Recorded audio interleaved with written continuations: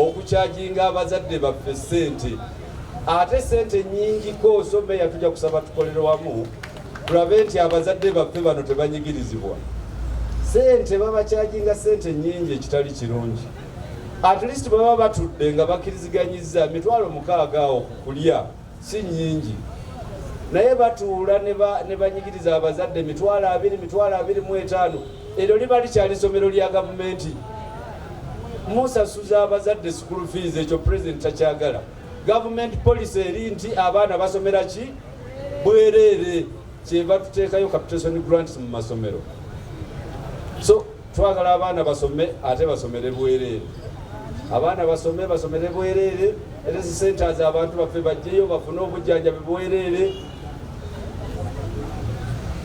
deni enguudo Meeya nakusiimye enguudo nnungi babeera ku masimu ne bagenda ku TikTok ne balaba kasasiro abaana bambala engoye embi ne tubaleka ne bafuluma mu mayumba naffe abazadde twogera agagamba agazito ng'abaana bawulira tunywa ne tutamiirukuka ne tutandika okuwemula ebyo byafuuka ddi ebintu wano mu Buganda tubeera mu bintu ebyo ebibi ne tupromotinga domestic violence kati nga tonanenya poliisi usooka weenenye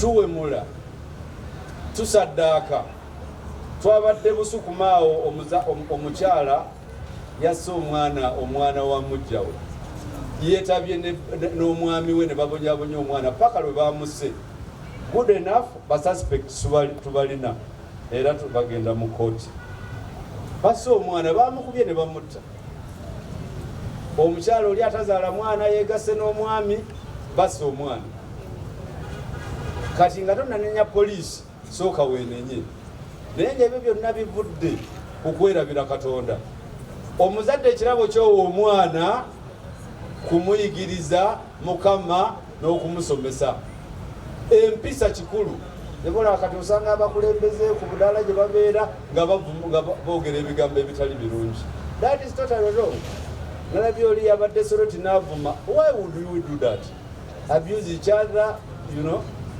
Mukama ekyo takyagala tulime emmimbi zaffe twagalane tumanye Mukama tuve mu byamayembe ebiteeganya bingi kasasiro oyo tusinze Katonda omu ow'omuggulu NGO namwe mulinamu abantu ababiri muva ku mulimu gwe mulina okukola actually we are going to profile you may I want your files I want to meet you and your team in my office tubasiima emirimu emirungi gye mukola mutukwasizaako naddala mu byobulamu ebyenjigiriza ebintu bingi bimukola ebirungi naye ate mummwe mulimu ababi beetaba mu bufere beetaba mu extortion bayingira mu byobufuzi ate nga muli suppose okuba nani partisan mu promoting ebisiyaga mufandinga abantu that is bad ezo si mmimbi zammwe so twagala awo wano bwe muba wano munansana mukole ebyakola ki temudda mu bufere tulina reports NGO ezimu eyo ziri mu kubba ku bantu ssente nga zirimbalimba abazadde tebagenda kuweerera abaana baabwe ekyo si kituufu kulaakulana kuki kumuluka ng'abantu balina enguudo ennungi balina amalwaliro balina security ennungi balina amasomero deni n'ekibira ebyobutonde naye weesanga nti bano bannaffe wansi eno ate baagala kudibaga ki abo betujjirira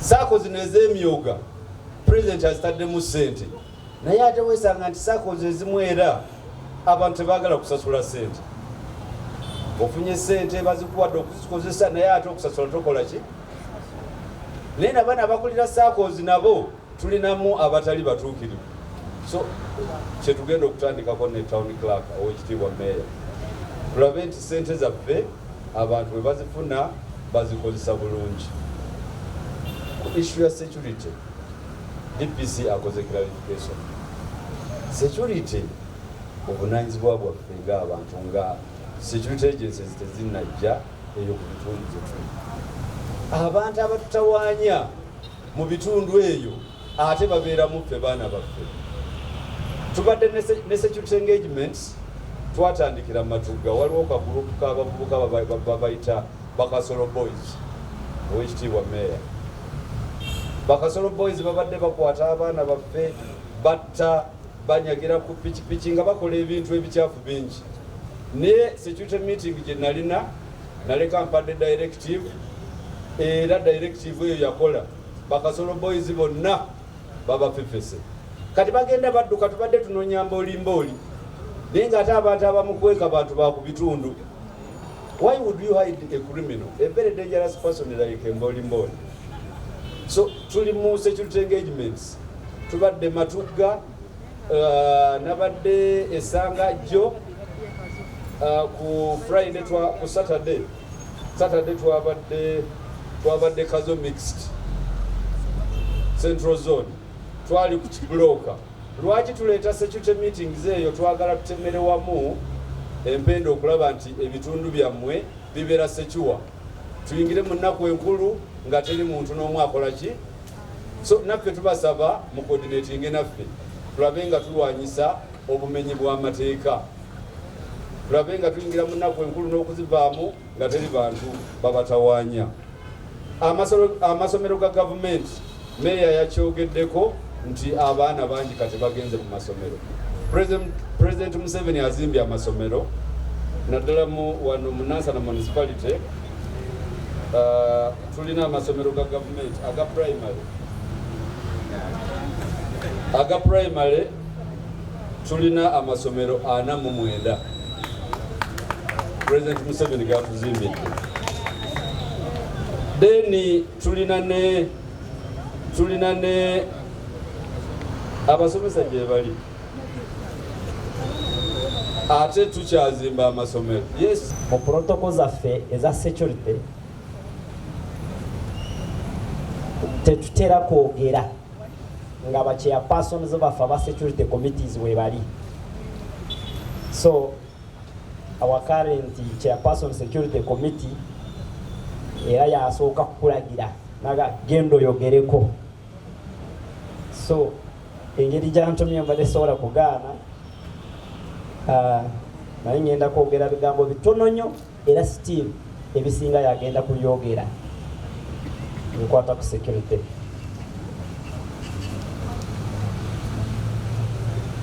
Obutono na biseera ngenda kuweza emyaka 2 nsaba nkozesa omukisa guno ntegeeze buli ampuliriza mu mateeka jurisdiction yange etandikirawa ekomawa nga DPC wa Nansana Police Division. Nina police stations 5 ne police posts 5 ozigata zibeera 10 zeziriwa. Ezo zengendo ekitundu kyengendo okusoma ekyo kyenvunaanizibwako ebyokwerinda byakyo. Kubanga mu mateeka jurisdiction kintu kikulu. Sina kwefuula akole nnyo ate nsuke ekitundu kyentwala ngende waba DPC z'abalala bajaga akasajja gakarugezigezika. So nvunaanizibwa ku Nansana ekitundu ekiri mu Nansana main station wano wetulina police headquarter wano opposite Ganda police station, Nabweru police station, Katoke police station, Yesu Amara police station. Ezo ziri 5 their police stations. Ate nengatako police posts 5 zeziriwa Kabundi police post, Wamara police post, Bujuko police post, Chebado police post, Nerubiji police post ze 10. Ebyokwerinda by'abana Uganda ebigwa mu bitunde ebyo byonna mbivunaanizibwako era bw'obanga omanyi nti waliwo ekitateredde, waliwo aweetaaga twongeremu amaanyi, oba waliwo abapoliisi abeeyisa obubi, oba aba security bonna, kubanga ne UPDF bagituwa olw'obutono bwa poliisi tukwatira wamu ne UPDF, naye nze mba coordinating bonna. So bwe nkubira akasimu nsaba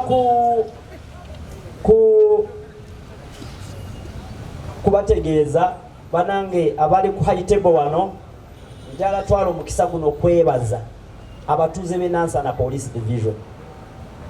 Nansana Police Division ebyokwerinda byayo bw'ogeraageranya nga sinajja nakati emiranga gikendedde, crimes are very low, emisango giri wansi nnyo mu kitundu kyentwala kubanga nzijukira wenajjira average wenajjira first weeks ezo wenasooka okukakasiriza ekifaananyi kye najja nakyo nti wabula Nansana gyenzizeemu gye mbadde ndabako mawule era yeeyo because average mirambo 2-3 buli ku makya first weeks ezo ne karentere mwena muli bakulembeze tulwawo okuwulira ebikangabwa ebiseera ebyo nga bukedde TV ebikangabwa ku TV naye olw'okukwataganira wamu poliisi okukola n'abantu ba bulijjo ate neekolera wamu ne stakeholders zonna at all levels.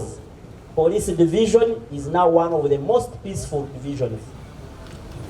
Tokyabeera ng'oli mu taxi oba oli mu bantu bano n'ogamba nti mbeera Nansana omuntu n'ayagala okusituka mu ntebe okugwa wansi ngaga eyo nayo mubeerayo ekyo ekifaananyi tubadde tukigeewo. So crimes oba emisango giri wansi nnyo. Jurisdiction yange nagibagambye mukitegedde bulungi ekyo kyekitundu kyenvunaanyizibwako tetuli mu byokutwaliza wamu wabula okwongerera ddala okwenyweza ebyokwerinda enkulaakulana egende mu maaso. Tukole bino wammanga byebiriwa ekisingira ddala obukulu teamwork ng'abakulembeze abalonde naffe abatali balonde mutwetaaga tubeetaaga. Mujje mu ofiisi zaffe naffe nga bwe tujja muzammwe mutubuulire ebitatereddeyo wansi eyo naffe oluusi bye tubanga tetunategeera. Tuleme kulinda platforms nga zino ogye ku muzindaalo DPC ajje ku muzindaalo lwayagala okukuba meeya lwayagala okukuba ani lwayagala nedda ebyo tebireeta nkulaakulana mbadde nsaba. So turipotinga emisango mukubiriza abatuuze eyo wansi mu nkiiko z'ebyalo ng'omukulu bw'ayogedde abantu baripotinga emisango. Bwe mutaripotinga tulowooza buli wamu kiri bulaala ate emisango bwe tumala ogiripotinga tumanye tugifolowinga tutya. Omusirikale w'egganda owa wansi atandikirwako bw'aba nga teyakuyisiza bulungi lema kukyawa kitongole kyonna nga DPC tanategeera ng'amyuka DPC tanategeera ng'oluusi ndyeno nga siina na mirimu. Mbadde nsaba bbawaayo buno obunamba 3 nga bwemaliriza bukulu nnyo. Zino enamba zengenda bbawa mulimu eya DPC nze aduumira poliisi ey'omumyuka wange n'owookusatu. The first top 3 mukolagane naffe mutuwe information ate zino enamba muzigabe ku platforms ez'enjawulo eyo wansi ze mubaako. Enamba ya DPC ndi ku 0786 777 9078 DPC Nansana. Omumyuka wange kubanga sikola nzeka 0780 anamwemu 37 3 oyo ye mumyuka wange. Simu yange nange ekozesa bumeme oyinza okunkubira ng'eri ku kyaja naye omuntu tafa oba ebintu by'abantu ebyokebwa omuliro olw'okuba tofuniddewo DPC nyina omumyuka. Then endala ya divisional CID officer ye number 3 mu division mu administrative or command structure 0777 043 138 OCCID Nansana Kirona misana mutukubire. Bino byogedde olwakatonda n'ensi yange. mbadde ndowooza nti obudde nyina butono buli namba ya mupoliisi eba nkulu nnyo naye waliwo anzijukiza nti neyasiyerowo ngisome weebale nnyo ssebo omwami Kikoyo 0700 685 596 mwebale nnyo ebyo yesiyerowo akwanaganya poliisi n'omuntu wa bulijjo akasemberayo ddala mwete abamisomo gye tuba tuyise nga poliisi okusomesa abatuuze kyekituyambye nnyo okutereeza nansana mwebale